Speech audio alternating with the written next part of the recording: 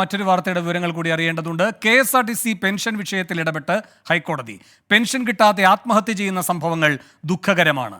August മാസത്തെ pension ഉടൻ നൽകണമെന്നും സെപ്റ്റംബറിലെ പെൻഷൻ വൈകരുത് എന്നും സർക്കാരിനോട് കോടതി നിർദ്ദേശിച്ചു.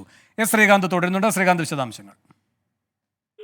ഗതികെട്ട മനുഷ്യർ മറ്റേ ആരെങ്കിലും ഉണ്ടാകുമോ എന്നുള്ള സംശയമാണ് KSRTC പെൻഷൻകാരെ പോലെ. കാരണം ഇത് ഇന്നോ ഇന്നലെയോ തുടങ്ങിയതല്ല, തുടർച്ചയായി കോടതിയുടെ വായിൽ നിന്നും സർക്കാർ കേട്ട് അവർക്ക് തന്നെ നാണമില്ലാതായ അവസ്ഥയിലാണ് ഇതുള്ളത്. ഇന്നും സമാനമായ രീതിയിൽ കോടതിയിൽ നിന്നും അതിരൂക്ഷ വിമർശനമുണ്ടായി. ഇനി ഒരു ആത്മഹത്യ ഉണ്ടാകരുത് എന്ന് കോടതി കർശനമായി പറഞ്ഞു. ദുഃഖകരമാണ് ഇത്തരം സംഭവങ്ങൾ. KSRTC പെൻഷൻ കിട്ടാതെ ആത്മഹത്യ ചെയ്യുന്ന സംഭവങ്ങളിൽ സർക്കാരിന് ദുഃഖം തോന്നുന്നില്ലേ എന്നാണ് സർക്കാരിനോട് കോടതി ചോദിച്ചത്.